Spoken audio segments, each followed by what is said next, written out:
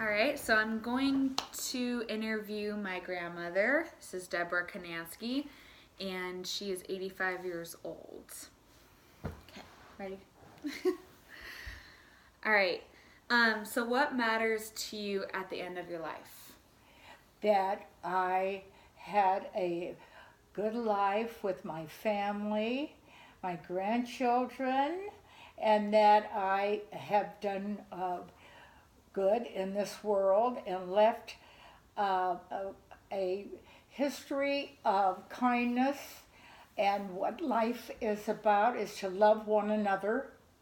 Because I am a Christian, that is why I made an impression, hopefully, on my family and my child and my grandchildren, and that they will carry it on for the rest of their lives.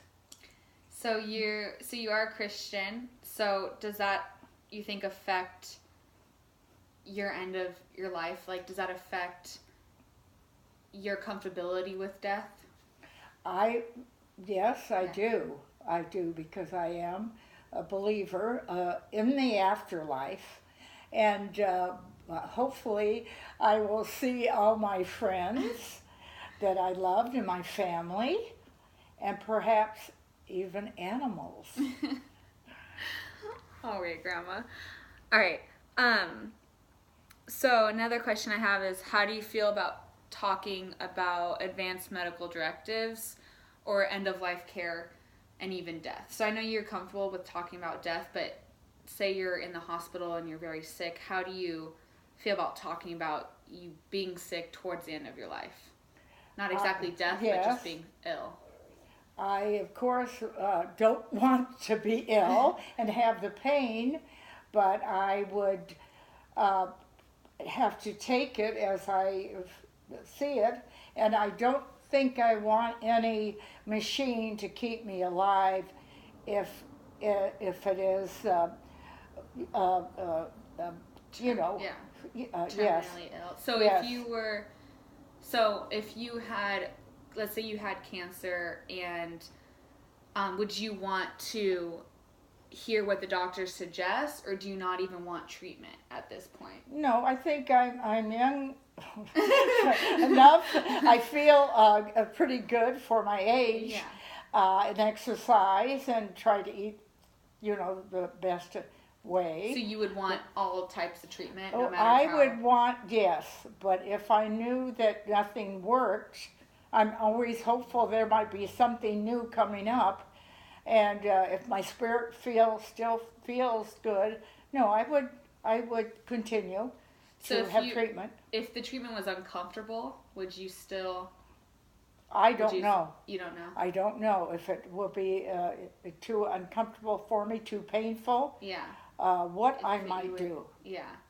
Okay, so as far as like if you became ill or needed end of life care, would you want to make all your decisions, or who would be like your primary decision maker in that type of situation? Well, hopefully I would have already made a will, and that all those things would be taken care of, and a grave site. Well, I meant like as far as like if you were ill and like say you had like some type of sickness or illness, who would be your primary decision maker? Like, would it be yourself, or would you have grandpa, or what is your, like, if you're still coherent enough to make decisions, who would you I want to would make the decision if I was coherent, and if I, didn't have dementia or. Yeah, and if you weren't, would grandpa? Yes, my husband would do it. Yes. Or husband. Grandpa. Yes. Another question I have that kind of relates to that is, like, would you listen? So if you needed treatments, would you get just the basic ideas of your treatment from the doctor, or would you take your doctor's advice of what they should do, or would you do your own research? Do you know what I mean? Yes, hopefully I would know a little bit about what was, what the research would be, and go beyond that. But I would listen to the doctor too. More, yeah. Yes. No, I understand that.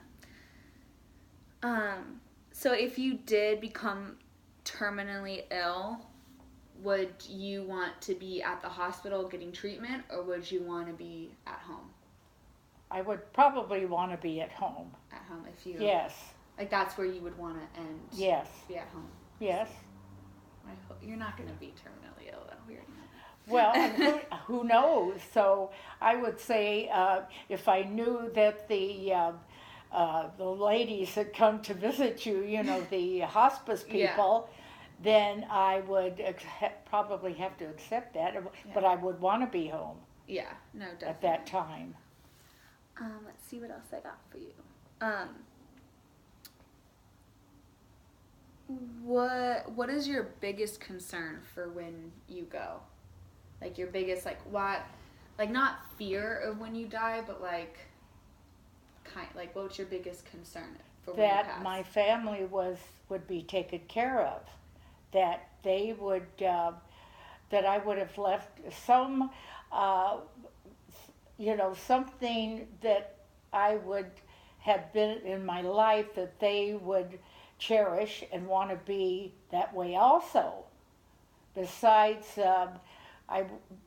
perhaps I wouldn't have money, but there could be some inheritance of some kind that the children will remember, and my daughter. So that would be my biggest concern. Is that we're okay, like financially stable? Financially stable, right, and believed in the Trinity.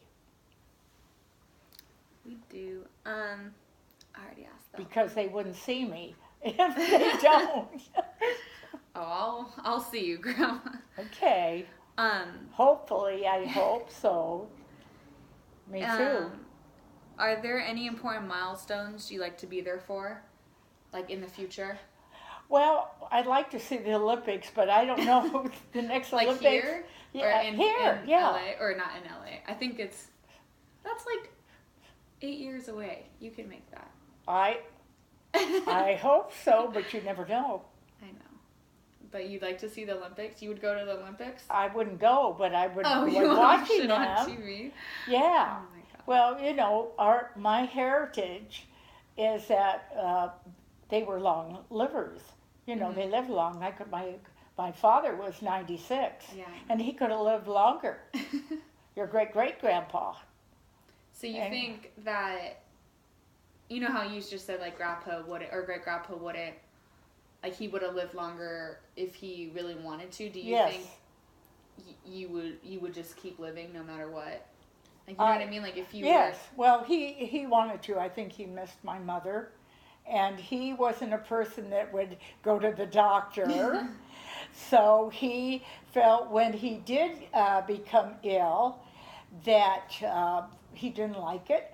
He didn't want to go. He didn't want any machine on him or anything. So it came about that he got pneumonia, and he didn't want any care. So he died in the hospital. And you wouldn't, if you were in great-grandpa's situation, do you think you would have? I don't know. You don't know? No, I don't know. But that was like, what year was that, 2000? It was long, yeah. So do you think maybe that now they have better technology that would? Well, he wouldn't use that. He wouldn't? No. He didn't want it at all? No. Oh, I didn't know that. No. I thought, because we saw him in the hospital. And yeah, he's at the Marina Hospital, and no. He said he didn't want did any no. Care. Yes, he did, and I remember the ER doctor saying, "This gentleman doesn't want any care." So let's say if you were. I didn't argue with him. Yeah. So that's another thing too. I wanted to so say you're sick, like in Grandpa's situation, you had pneumonia and you were pretty sick. How much of your like loved ones, like me, my brother, Mom, Grandpa, like how much influence would we have on your decision making? Like, I know you want to be alive. You'd probably do anything you can to keep going. Right. But would you try new things? Like if we were like, Grandma, you should really try yes, this. I probably would try it. Would you? Yes. Take our advice too, and like, would you listen? I would listen to what you had to say. Yes. So you taking everyone's advice into consideration. Yeah, what they may say, and the doctor, of course, also. No, yeah. just hate thinking about that. But no, I think,